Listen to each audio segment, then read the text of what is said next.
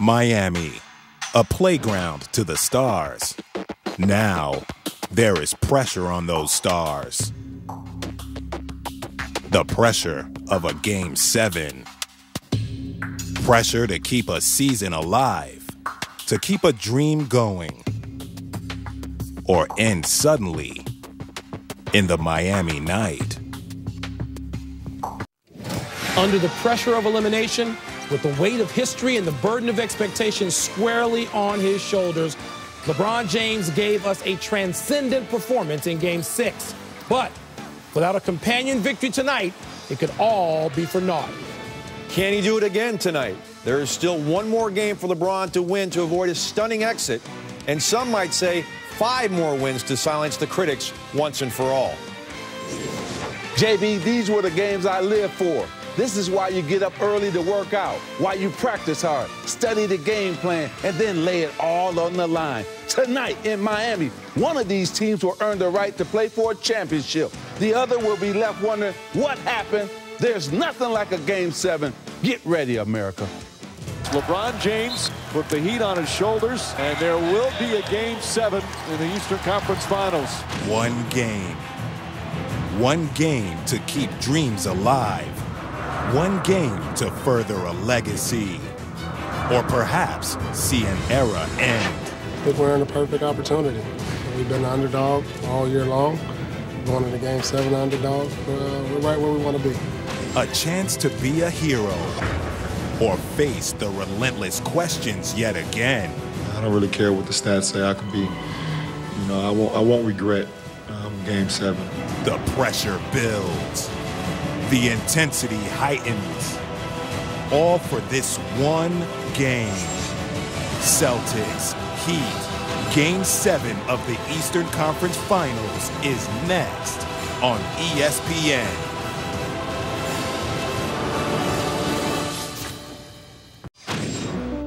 The fire burns in Miami with passion and intensity. Who can stand this heat? This pressure, where every move will be judged, where one false step could be the difference. Title dreams will continue to burn or be extinguished in Miami. One magnificent performance. James comes flying in and throws it down. LeBron James' special night has us staring directly at a coveted treat. Game 7. Will Miami's master plan take a step closer to fruition? Is this beloved group of Celtics facing the end or on the verge of grabbing more glory? This team is going to win a title this year. Guys, enjoy this moment. Be fearless out there. Doing battle tonight will be champions, future Hall of Famers, the world's elite. But there will only be one winner. Game 7. Enjoy the show. Here's an interesting number. In the Big Four era in Boston, the Celtics are 3-11 the first time they can close out a series. But they're 7-3 when they get a second chance, like tonight's. Michael, Dwayne Wade is averaging less than 6 points in the first half on 26% shooting in this series. If he can get it going early, that will help ease the burden on LeBron James. Boston's big three came up small in Game 6. Pierce, Allen, and Garnett combined for 31 points on 13 of 39 shooting. Pierce just 4 of 18 from the floor. That can't happen again tonight if Boston is to win. And then there was LeBron James. In Game 6, he posted the second 45-point, 15-rebound, 5-assist game in NBA playoff history. The only other guy to accomplish that feat was Wilt Chamberlain, who did it 48 years ago. The numbers were staggering for LeBron in Game 6. At the half alone, he was 12 of 14 shooting for 30 points. Finished with 45 overall on 19 of 26. The only person in Boston who cooled LeBron off was a fan who threw a drink at him walking off the court. Simply one of the best performances we've ever seen under pressure. Game 7. Dwayne Wade's got to play better. Chris Bosh has got to play better. Mario Chalmers, some of these role players have got to play better. So there's no more pressure on LeBron. Same focus, same mentality. The role players who really have been inconsistent, they get a pass. LeBron James, the sign of respect I'm going to give him is this. I've always said, man, the guy I would love to have played. Never played in the Game 7 in his career. Tonight is his third game back from that ab injury. Tonight he's coming off the bench again in a put-up or get-out Game 7 in Miami. And there are few cities that can compete with Miami on a late spring Saturday night, but make no mistake, the place to be in this town tonight is not South Beach, just a few miles away in the American Airlines Arena, which is hosting its second ever conference finals Game 7. Two elite teams, two legacies on the line, the future and the direction of the two franchises could be at stake. Rare for one non-finals game to mean this much. It's only fitting for me that I will play them in the postseason, some way, shape, or form to get to the finals. I've done it last year, the previous 2 years in Cleveland. So, I mean, it's been the same for me.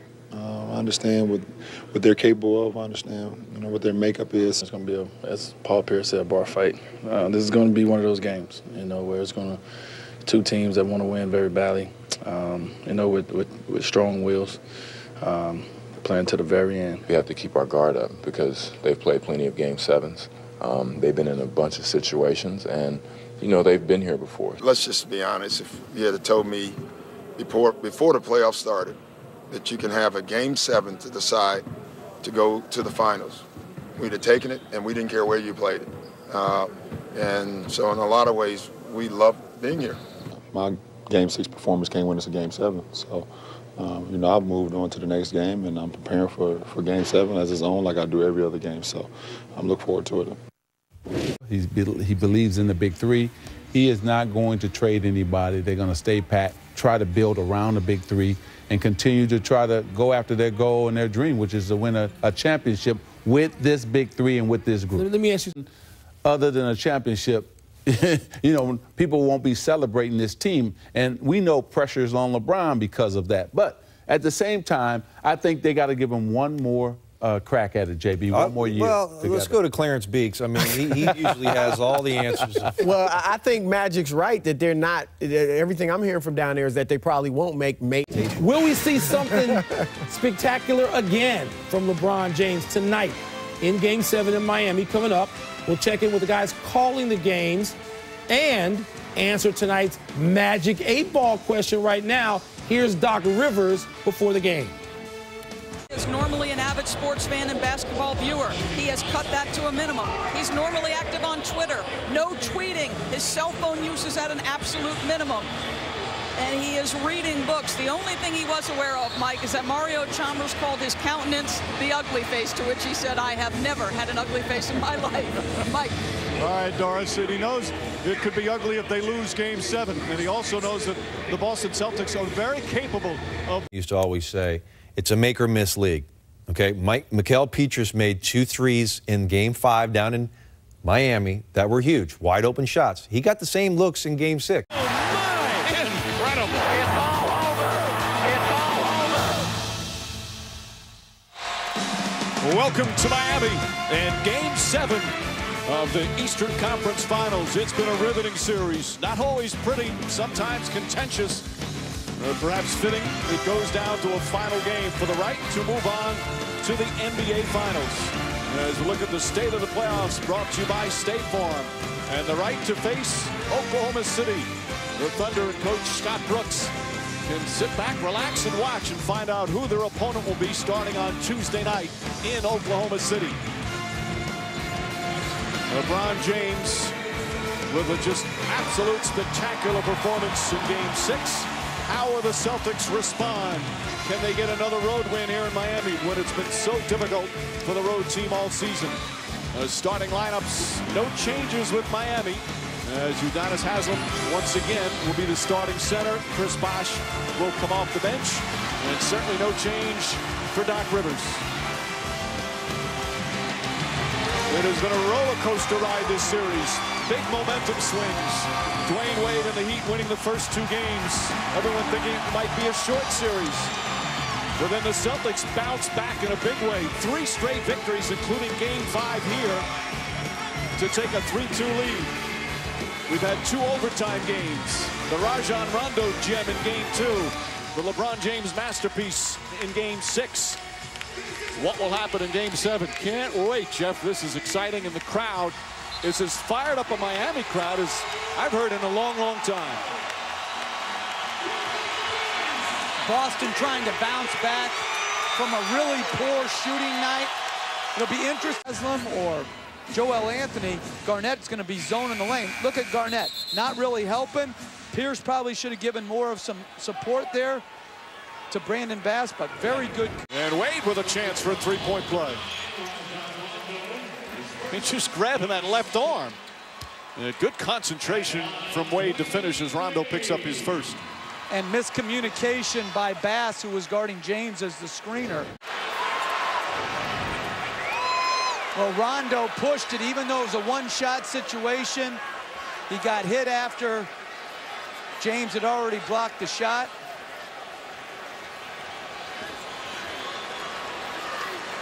And he had just come down. Some will say, you know what, that should be a foul, but Rondo landed, came back to normal floor position, and then the momentum of James came into him. So you can push him after they landed, correct?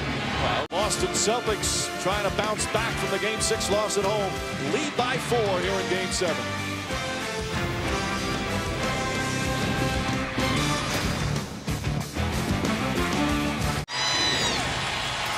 This is a huge play. Great effort on the defensive rebound by Petrus, or offensive rebound, and then the 2-on-1 fast break.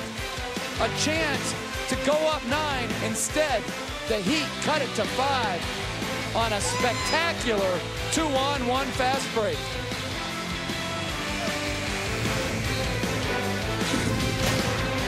Finals against Oklahoma City.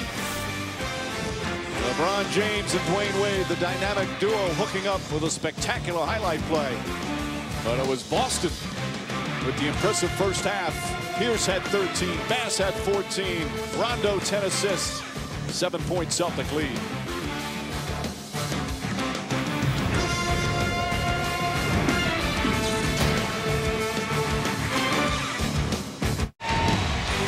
Miami on an 8-0 run, fueled by Boston's turnovers. Good deflection by James, and then Wade sees the full body help by Pierce, kicks it out to Battier for his 4th 3. And then Wade, always looking to go right to left crossover.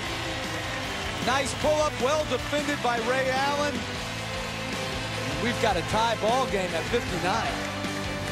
This 2012 postseason has featured so many comebacks. No, Heat came back to take the lead. Chris Bosh, first time in double figures in his 3rd game back. Both teams shooting well, 49% for Boston, including Rajon Rondo with 16 points and 12 assists. Miami, 50%. 4th quarter coming up, it's all even at 73.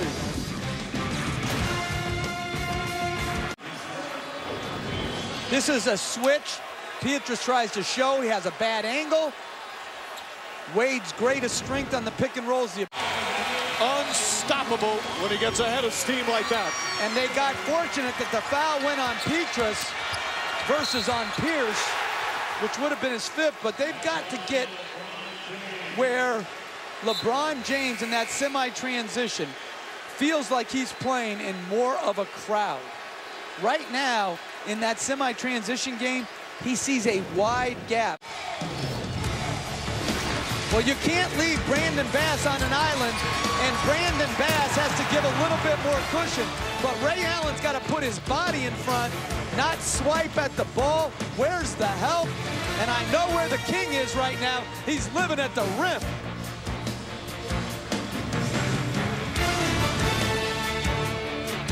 Miami with a huge 4th quarter, big 3-pointers from Chris Bosh.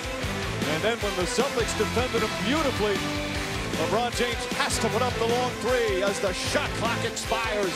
5-point lead for the Heat here in Game 7.